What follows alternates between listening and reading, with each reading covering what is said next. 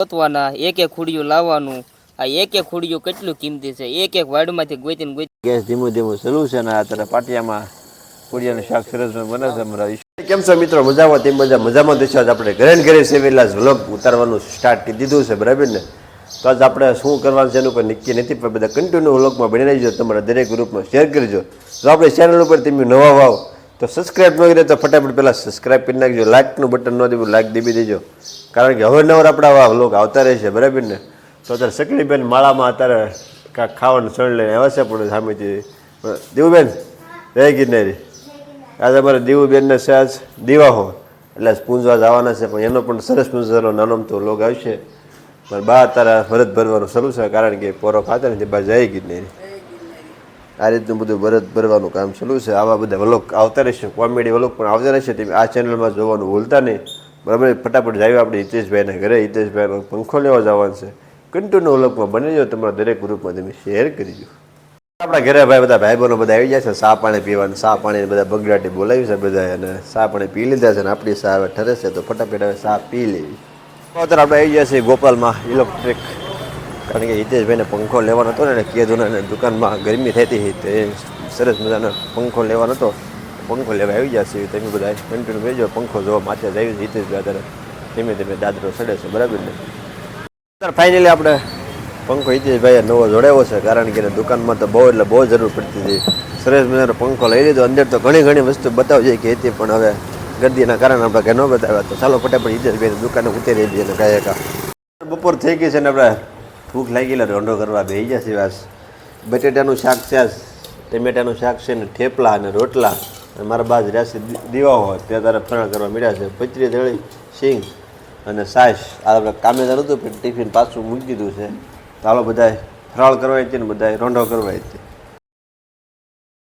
ચાલો YouTube family, અત્યારે આપણે પહોંચ્યા છીએ અહીંયા દીપકભાઈની વાડીએ, કારણ કે આજે અમે આજ એવી સિઝનની પાર્ટી કરી છે કે એવી સિઝનની કોઈ પાર્ટી ન કરે.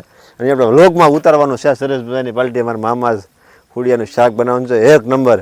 અને કિશોરભાઈ અત્યારે ખુડિયા લઈને આવે છે, બધું બકલ બધું કમ્પ્લીટ. રાકેશભાઈ ખુડિયા બતાવો, કારણ કે 10 જણાની મહેનત હતી. ઇક્કો લઈને ગયા 10 જણા ખુડિયા ગોતવા, કારણ કે આપણે થોડા કામમાં થયેલા આપણે નહોતી પહોંચીએ ત્યાં. એ ઉતારવાનું બાકી રહી ગયું. તમને હુડિયા બતાવી દો. ને આ બાજુ અત્યારે આપણો સ્ટોલ કમ્પ્લીટ થઈ ગયેલો છે, આપણી વાડીનું કમ્પ્લીટ. ને આપણે છે દીપાભાઈનો કપા, અને અત્યારે કૂતરો બેઠો છે સામે, સામે પાણીનું ટાંકો કવો છે. ના હુડિયા મિત્રો, ખુડિયા ગોતવા બહુ અઘરું છે. વાયડુમાં જવાનું ને એક એક ખુડિયું લાવવાનું. આ એક એક ખુડિયું, આ તમે જો એક એક એમાં જો આવા હડી ગયેલા આવી, એ પાછા ઘા કરવાની. એવો જાંબુડો આવે ને. જો મિત્રો, આ હુડિયા છે, વાડે ગોતવાના. એક એક ખુડિયું લાવવાનું. આ એક એક ખુડિયું કેટલું કિંમતી છે, એક એક વાડમાંથી ગોતીને લાવવાનું. અને આમ ખડી ગયેલા નીકળે, આ ઘા કરી દેવાની. કેવો જાંબુડો આવે. આ છે ભાણા વાસીટીની ભાજી. આનાથી ખાવાથી શું થાય? આ ખાવાથી તમારે કેન્સર મટે છે. શું વાત કરે? હા, એમ ગઢિયા બુડિયા કહે છે. આપણને પાકી નથી ખબર. કેન્સર જેવા રોગનું એક નિવારણ આવે એનાથી. અને આ વસ્તુ ચોમાસામાં એક જ મહિનો મળે. ખુડિયા છે, કંટોલા છે, વાસીટીની ભાજી છે, પ્યોર આયુર્વેદિક. નહીં દવા નહીં ખાતર, પ્યોર આયુર્વેદિક. આ ભગવાન ઉગાડી એ ખાવાનું આપણે. આ એક વખત વરમાં ખાઈ લેવાય. હા, વાસીટીની ભાજી આ તો એટલી જ છે, પણ વાસીટીની ભાજી બધા બહુ બનાવે ગામડામાં.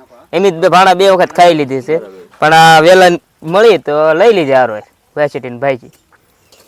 આ રીતનું ભાઈ સરસ મજાનું બધું પાર્ટીનું આખું આયોજન રાખેલું છે. ફૂડિયાનો પ્રોગ્રામ આખો કમ્પ્લીટ ઓલરેડી આપણે રાખવાનો છે, બરાબર ને? તો ફૂડિયા રાકેશભાઈ બનાવવાનું છે, એક નંબર. અત્યારે અહીંયા બધું પાણીની બધી વ્યવસ્થા કરે, તપેલ વિસળવાનું બધું. અમારે કિશોરભાઈ ને ભાઈ દીપકભાઈ ને ઈશ્વરભાઈ ને બધા ઓલરેડી કમ્પ્લીટ છે. આપણે સાટા ચાલુ થઈ ગયા. આપણે પાસે વોટરપ્રૂફ તો ફોન નથી, તમે બધા થોડો સપોર્ટ કરો તો આપણે ફોન લઈ લેવી સરસ મજાનો પલ્લે ને એવો, બરાબર ને? તો અત્યારે આ રીતનું બધું કામ ધીમું શરૂ થાય. તમે કન્ટિન્યુ વ્લોગમાં બન્યા રહીજો. ચાલો અત્યારે રાકેશભાઈ ને બધા હુડિયા મોવા મળ્યા છે, આપણે લસણ ફોલવા મળ્યા છે. જો હુડિયા આ રીતનું ધીમું નાનું કટિંગ કરી નાખવાનું. અને આ હુડિયા છે બધા, તો 2 જણા કટિંગ કરે. ગોપાલ છે આવી જશે, અત્યારે લસણ ફોલે છે. અને કિશોર છે એ પણ લસણ ફોલે. શેઠ અત્યારે શું કરો છો? ખારસિંગ ને એવું ખાંડી નાખે, કારણ કે મગજથી થોડી કડ એટલે કવડ બધું સલું રહે. તમે જોવો હવે હુડિયા મળતા હાંસ પડી ગઈ અને દીપભાઈએ કરી લાઈટ. આ હુડિયા આમાં શું કહેવાય? આ હારા છે, કોણા છે, અને ગઢા હુડિયા છે. જો એટલી મહેનત કરતા એટલા હુડિયા નીકળ્યા. તમે હુડિયા કાંઈ ખાવા અઘરું છે કે હેલા નથી. અત્યારે જો આ બધા અંધારાના બધા બગડાટી બોલાવે. એક બાજુ કપામાંથી મગજરી ઉઠતી આવે છે, કવડી તે નીકળી ખમણ આવે, અને એક બાજુ હુડિયાનું શાક. હાલો બધા ખાવા. ચાલો તારે વાડી એવા કારોને પહોંચી જ ગયેલા. તમને ખબર જ છે બધી હુડિયા કટિંગ બટિંગ બધું કરી નાખ્યું. આ બધું ગોપાલભાઈ તાપ કરે છે ને આ બધું જોવા ત્યારે આપણે માટલું છે આપણા, અને આપણે હુડિયાનું શાક એક ધારો સલું છે. ગેસનો ચૂલો છે, પાટિયું કહેવાય. જો આ ગેસ ધીમું ધીમું સલું છે, ને આ ત્યારે પાટિયામાં હુડિયાનું શાક સરસ બને છે. અમારા ઈશ્વરભાઈ રસોઈયા બન્યા છે, બરાબર. અને આ રીતનું જો અત્યારે ટકાટક શાક છે, આમાં ન કરે ને કે આમાં બધું છે ને મસાલો બધો પડે, એટલે જો આ રીતના બધું વળઝાર કરે છે. વિનુભાઈને તો અહીંયા અત્યારે હવાણ કરે છે, બેઠા બેઠા ફોન બોન જોવે છે, અને ગોપાલસિંહ બધું હકેલો કરે છે. અને તમને બતાવે કે ન બતાવે, પણ તમારો વિડીયો તો અમારો જોવો જ પડશે, કારણ કે હુડિયાનું શાક તો કારક જ જોવા મળે. આ હુડિયા એ ને એ કઢી બનાવવાની છે, પણ આજમાં નહીં હવે એને ફરી થાય ત્યારે વાત. આ તારા આ એપિસોડ પૂરો કરવાનો છે, બરાબર ને.